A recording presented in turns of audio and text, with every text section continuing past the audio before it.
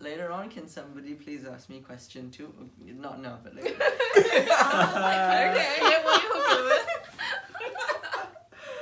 Annalita, how do we best serve Jesus today? Oh my gosh. By being available. Oh yeah. Jeray, how did you give your life to Jesus? Oh, well, I moved out of home.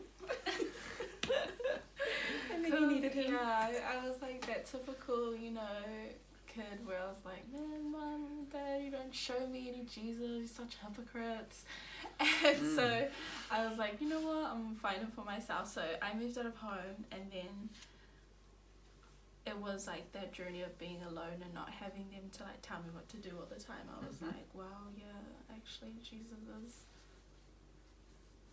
is what they were saying but not what they were living, and I got to like experience him for myself. Wow. Was that the question? Wait, what's I the mean, question? yeah, that kind of is. No, wait, so let me get this straight. Did you actually move out of your home because of that? Yeah. Wow.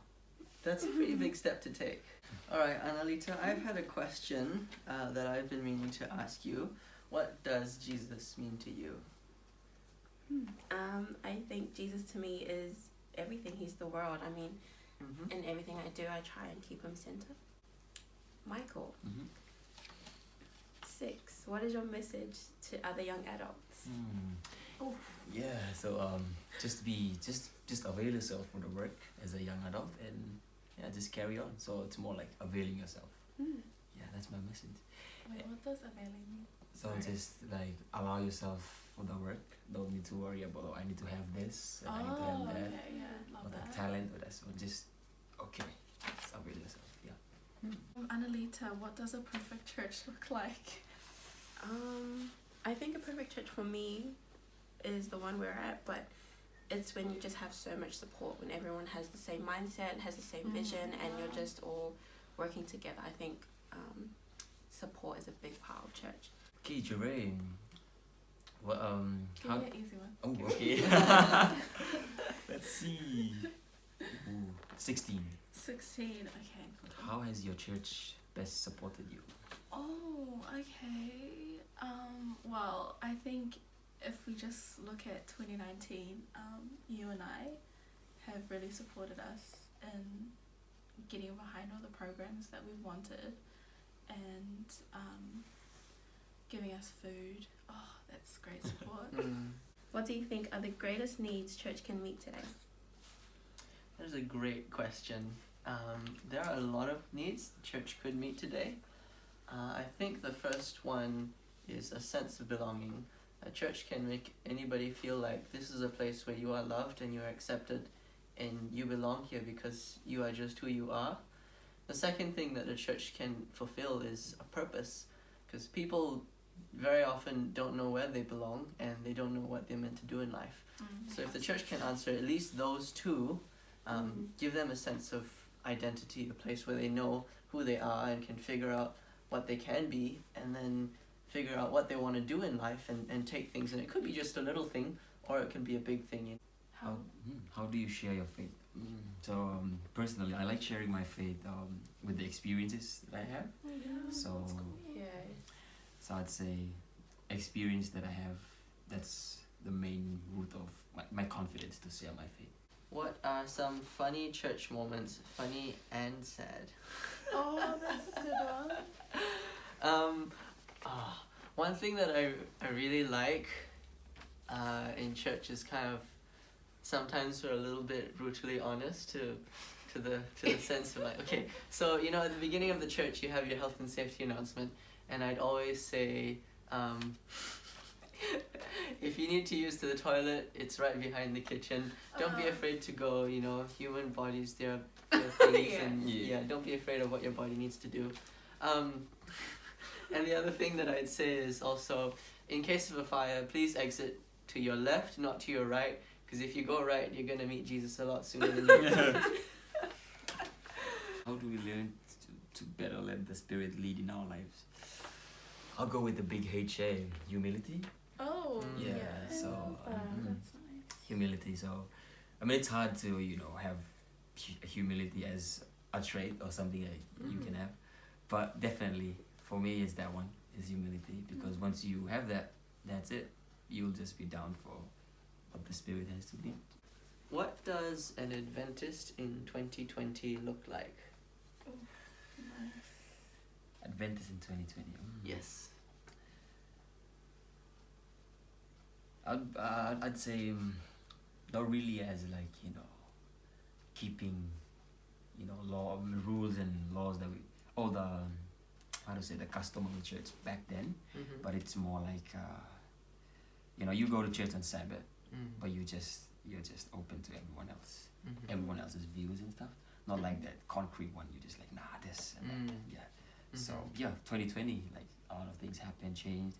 So it's more like you go on a Sabbath day and you believe the Adventist way of doing things, but you're like open to other people's view. Yeah. So then would that mean that you're open to like changing what you believe? I'd say along that line, but not to an extent that you totally change the foundation that you already have. Thanks for asking me that. So it's kind of the thing that is flexible enough that when you see things are changing and you're like, oh, okay, maybe I didn't look at this quite rightly, but you still have the foundation where it's like, I will not be shaken on this. That's cool. I love that, because I feel like some of our older folks, they're kind of like stuck in just that one mindset, and they forget that you can like change something but keep the foundation. I'm going to hijack the conversation right there, because that's a perfect way to go into question 36. In what ways do you think the church is stuck in the past? I think tradition, like, this just sounded so weird to me at first, but when I was having a conversation with another student, then they were saying, why do we have to sit and listen to one person, like the preacher?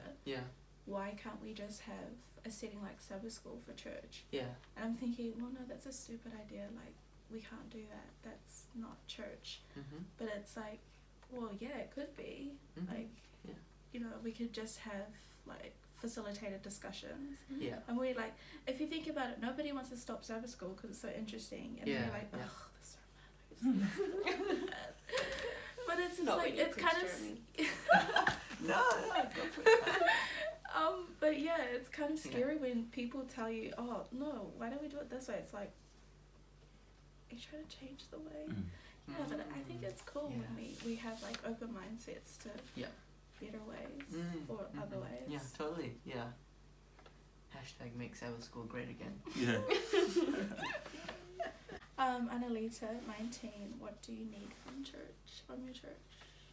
I guess a big one, and not only me, but opportunities to grow. What would your non-Christian friends think if you brought them to your church? Yeah, that's cool, because I can speak from experience. Yeah. They feel so comfortable, and so, like, they feel accepted because be a touchy topic, but one of my friends is gay, and like, although he doesn't say it out loud, like he doesn't like pronounce gay, he's just comfortable to be in a Christian setting, like regardless of like what the world puts, like what the Christianity world kind of like growls upon them. The fact that he can just be himself at church is cool. And my other friend, she was that comfortable that she got up and like sung a song, a special item. She sang a special item. I was like, okay, sis, I love that. And she took the initiative on that. Yeah, that was so cool. So I think the environment for them was safe, and so they were comfortable to just be, who they are. I think my message to the Seventh-day Adventist Church is not everything that you've seen is always necessarily what it is. Okay, that sounds really cryptic, and how shall I put it? Wait, can you repeat that sentence? I could, but I'm wondering how. Okay, the way that you've looked at things in the past does not have to be the way that you look on the things in the future. Yeah. Yeah. Okay.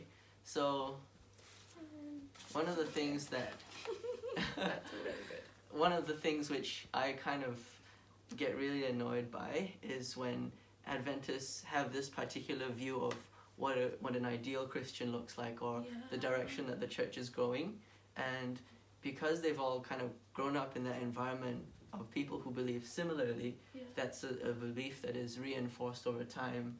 And so I feel that if you kind of, instead of looking inside yourselves, have a look outside and kind of think, oh, other Christians are doing it this way and this is working for them, or other people are doing this and God is really leading them to do that, to kind of look out and see that church doesn't have to be what it's always been.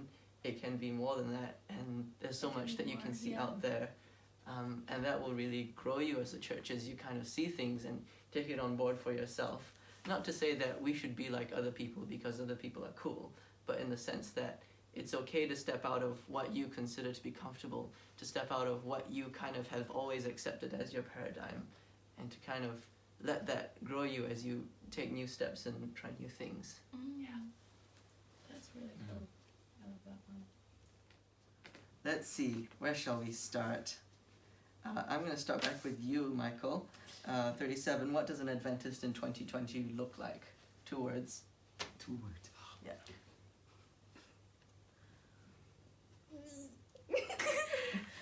Oh, this is lovely. Okay, wait. Okay. Adventist 2020, right? Yeah. Yeah. Open-minded, firm. Is that 3 words? Ooh. I think that's 3, but that's okay. Okay, 2 Is phrases. Open-minded. Open-minded. That's good. Is that Open-minded? one? Flexible and... Okay, flexible and firm. Oh, Oh yeah. that nice okay. little tension Yeah, between that there. works. Yeah.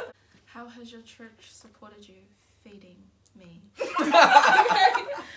Yay! Oh, yeah. Jeremy, just spontaneously number 2. Oh, what's on my heart? 2 words. Fibrous pericardium. Jeremy. Wow, you're so smart. Doctor, everybody. You're so smart. So smart. Okay, alright. Fine. For Dre, what can you do? Ooh. Sing, eat. Okay. I knew eat was gonna be in there. What has God called you to do for Him, Michael? Number 1. Surely serve's gonna be... Okay, so learn and serve. Oh yeah. Mm, Nice. And countdown starts now. Now, okay. 2 issues that I feel that the church is not facing. Queer and children. 3 words, but that's cool. Oh yeah, what does Jesus mean to you? 2 words now. The world. The world. Dre. Why should the church hand over the reins to you?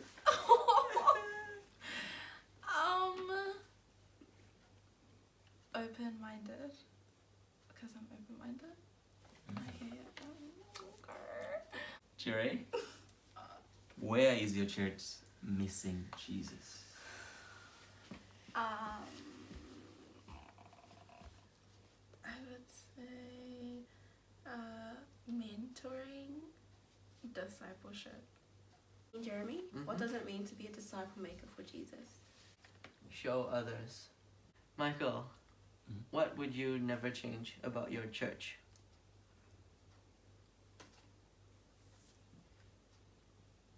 Connection.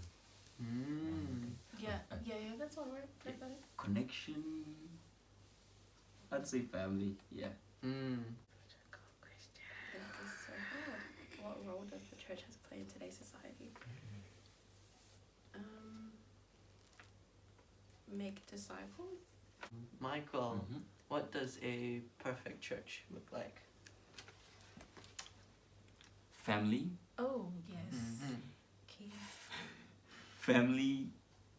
Discipleship. Oh, Mm, discipleship. yes, yeah. yeah. Okay, we Yeah. can just stop the conversation there. That's fine.